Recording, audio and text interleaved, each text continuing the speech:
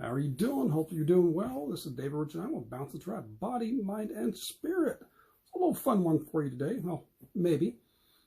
On the power of suggestion. And this can go a couple of different ways, but I also mentioned there something about a cool Transformers toy. If you're seeing this on either my Instagram or Facebook, if you look at the post, so there would have been inspiration before this and the post before that, which I was shared yesterday.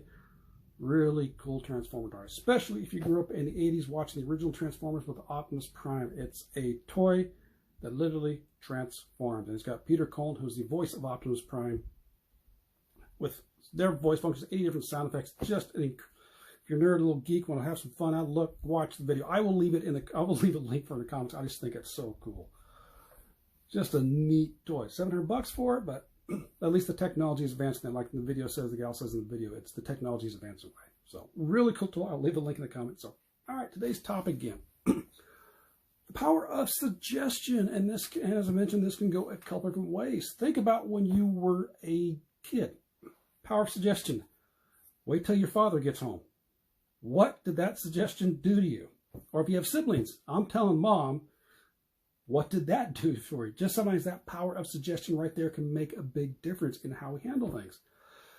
Now for ourselves, it can help us out or it can deter us. And there's a little bit more involved in that as well, because if you have the power of suggestion is, if something comes up, and if you remember, things don't have meaning until we sign one to them.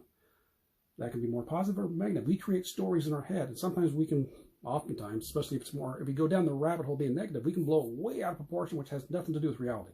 Yeah, we feel that way. So let me kind of change a little state here. If you want to think about this, might be an exercise you've done before. Even if you have, go ahead and do it again.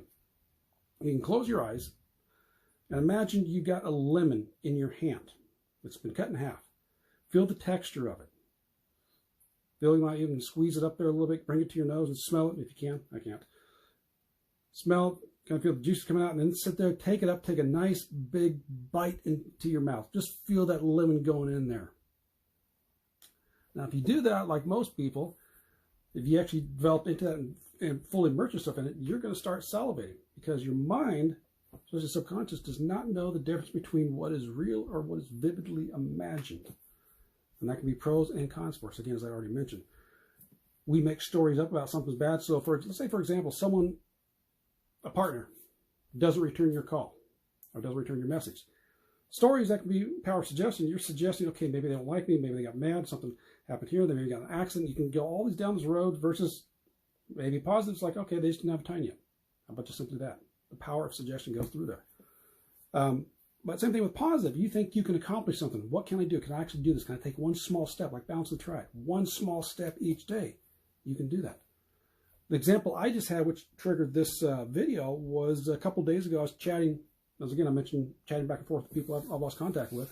Was mentioning the idea that I've been dragging my feet on part of my coaching certification, and he mentioned he's been procrastinating some stuff else. So I suggest the idea of maybe being accountability buddies. We keep each other accountable.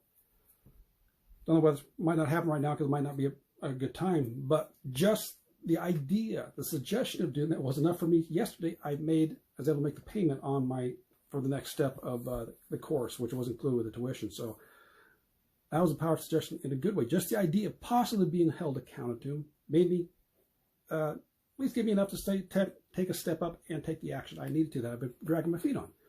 Now it's just making sure now I got to go through and get some practice sessions in. But that's the idea of the power of suggestion. You can do it. We can talk on this for a long time. I just want to get to just the basics here to give you an idea. So let me know in the comments, where has the power of suggestion been beneficial to you or not so beneficial? Let me know that. Let me know your thoughts on that. And if you do, check out that Transformer video. That is so neat. I just think it's pretty cool. I was going to geeking out a little bit on it. And it's like, oh yeah, that looks like that's going to be full of fun. And again, the idea is, part of it is like that's the direction technology can go. We can live in a day and age where this is happening for toys. It's like, yes, this is cool. So, all right, so I'll just stop right there. I'll keep rambling a little bit. So, power of suggestion, use it for a positive or a negative. It's your choice. Make one's going to help you out. All right, so we'll catch you next time. Take care and balance into you. Bye-bye.